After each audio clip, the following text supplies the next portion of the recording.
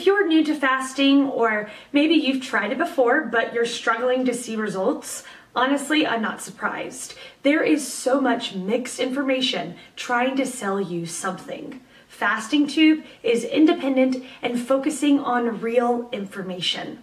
Let's get started with today's video.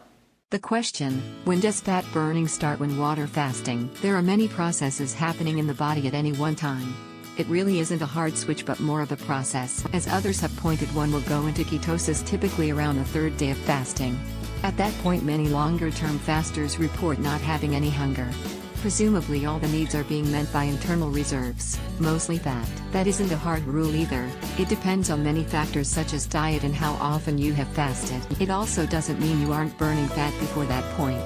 The rate is likely much lower, but fat is typically being consumed. Your body does require energy, and if the energy isn't coming from food, it is coming from internal sources. Largely that means stored fat. What changes is how much stored fat is being consumed. General rules of thumb are: first 12 hours, very little. Your body is living off of your last meal and stored sugars. After 12 hours, fat consumption starts ramping up until one is deeply in ketosis.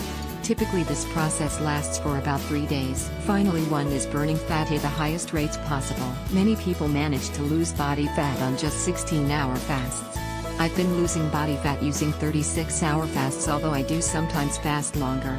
A good general source of information is this blog, Intensive Dietary Management Blog.